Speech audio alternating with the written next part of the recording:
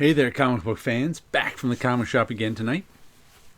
And I thought it was going to be a cheap week for me at the comic shop, only 6 comics. But then a book I ordered came in. So I got that too. And man, I just drove home from the comic shop in the absolute pouring rain. And it's only like 6:30 p.m. here, but it feels like midnight for some reason. For some reason, that drive in the pouring rain just made it feel like the middle of the night. But first, we'll show you the top of the printer museum covers. We've got Thief of Thieves, what number is this?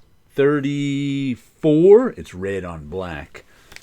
Thief of Thieves 34, a Sean Martinborough cover. That's his name, right? He's good. I like him. I think Sean Martinborough, right? Martinborough. Brough. Martinborough. Not Borough, like the Borough of Queens. Sean Martinborough and Master of Kung Fu, number 56. And this is Ron Wilson and Mike Esposito. I just had to look that one up. And I'm pretty sure this is the very first issue of Master of Kung Fu that I ever read when I was a kid. And I love this whole series, Thief of Thieves. It's one of the best sort of heist.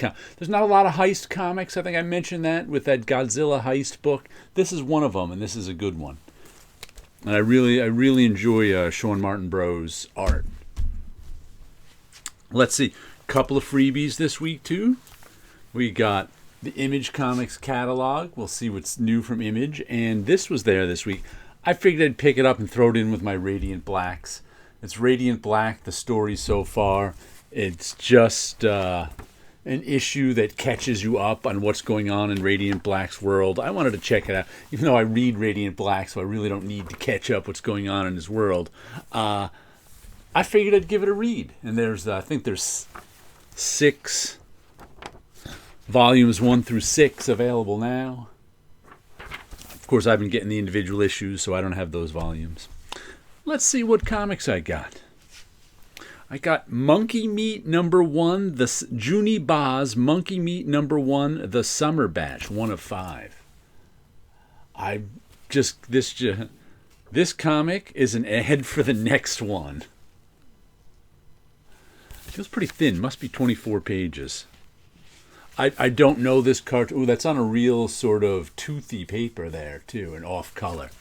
I guess it's supposed to be looking like newsprint.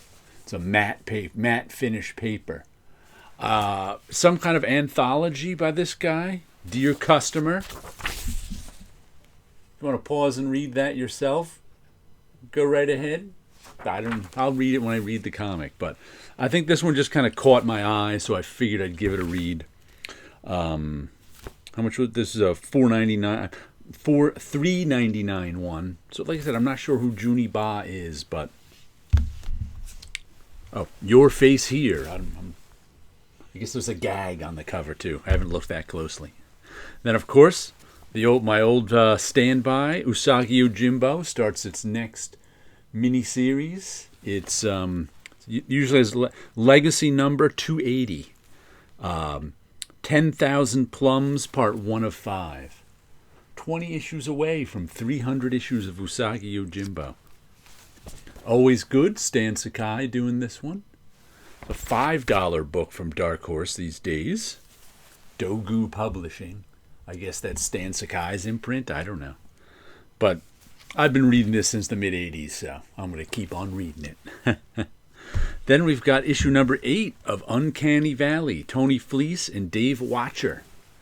Their names on top. And this is the one where a kid finds out he's part cartoon. And there's these people who are cartoons. But we normal humans usually can't see him. Children can sometimes. But it turns out his mother was somehow part cartoon. And now he's caught in this cartoon world. All sorts of stuff happened in the first story arc. Now he's on the run from bad cartoons. It's been a fun series. I'm enjoying this one. I have no idea if it's ongoing. It seems like it might be ongoing because they changed gears in the storytelling. Then we've got Tin Can Society. What is this, issue 6 of 9? Let's see, Uncanny Valley. I'd like to give you the prices of these, too. That was a $5 one, and this is a $4 one. So everything's at least $4 these days. Tin Can Society 9-issue miniseries, all about this guy who invented sort of an Iron Man costume, and then he died, and now his friends are trying to figure out who killed him. His friends since childhood, so there's a lot of flashbacks to childhood going on, figuring out exactly what this guy was up to, exactly what happened that he ended up dead. So it's been a fun mystery superhero story. And speaking of mystery, I don't know if it's quite superhero. Here's Huge Detective. This is another $4. Oh, and this is by Peter Warren, Francesco Mobili, and Chris Chukri. I think Francesco Mobili is the artist on it. We got Huge Detective by Rose and King. Let's see who's who on this. Writer Adam Rose, artist Magenta King. And this is the one that takes place in a world where all of a sudden these giants awoke. And there was some war between the giants and the humans. Then they settled it all, and the giants are all living in Australia, and the humans are going on with their human world. But there's some sort of crossover happening between the giant world and the human world, where one of the giants has to help the detective of the human world solve a crime. It's a weird, quirky book, but I've been enjoying it. Titan Comics, $4. Good stuff. And here's a facsimile edition.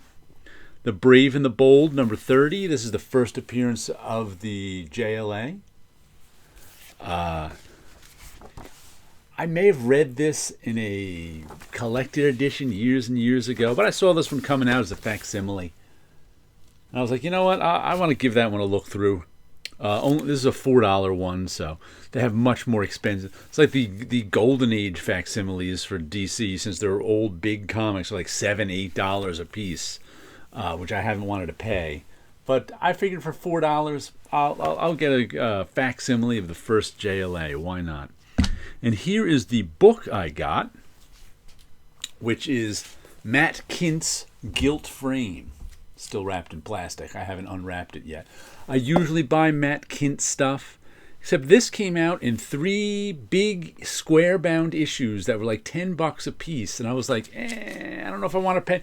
I'm not a big fan of like square-bound comics. I prefer them saddle-stitched, i.e. staples.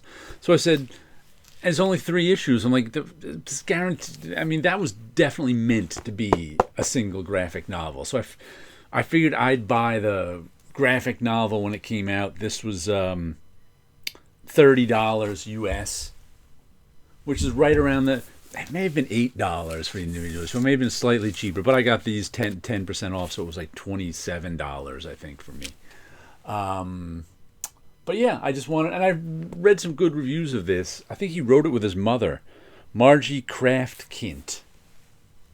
And it's some sort of mystery story. So, a classic whodunit murder mystery that spans the globe from Paris to Hawaii to Montenegro in an attempt to keep up with the most unlikely murder-solving duo in the history of murder solvers. Okay. That was all that big one up there. But like I said, I kind of wasn't even expecting this to come out this way. I knew, I ordered this probably 3 months ago, whenever it was. So I was like, oh, it's out today, huh? And it didn't even show up in like I get an email telling me what comics are on my pull list. But for some reason, this one wasn't. But I had extra money with me, so I was good. Let me show you a little of my work before we go here. What do we got? We got a Dreams of Things 269. Did I show you this one already? Hold on a second. What did I show you last week? 268? No, I don't remember. When did this one? 113? No, I don't think I showed you this one. I showed you another one with floating eyes, I think, like this, I remember. I wonder what one that was. Oh, this is the one I'm confusing it with in my mind. Look at that. Floating eyes. Double floating. I must have been in a floating eyes kick in that month. That one's what? 12:30. This one is 1:30. In those 2 weeks, I was on a floating eyes kick. But if you notice here, If you look at the I have two reflections in my eyes from the two light sources, one over there and one over there. This one only has one reflection in my eye from that light source. So when you see reflections in your eyes, they're usually from a light bulb or some light source. But now with people using ring lights, if you look at their eyes, you can see the reflections are now rings in their eyes. So I just kind of wanted to bring that into this piece. So those unblinking eyes back there have ring light reflect. This has the normal bulb reflection. Look at two up here, two eyes there, one eye in the middle. We got some two action going on. I kind of like the way this one came out. I like the ring light eyes. I think that works. Oh, and this is if you watched that Dick Blick unboxing video, this is a piece of that watercolor paper. I figured I was going to try out some watercolor paper. So this is watercolor paper gets a little wavy on you because you're wetting it. So that's a watercolor I did. This is all watercolor, except these lines are acrylic paint marker. So I went with watercolor all in the background and all in her, and then I went with these lines with acrylic paint marker to try to just kind of bring it all together with the paint marker. I liked the way that came out. So there you go. Some regular marker, some watercolor and paint marker. And you guys have a good week out there.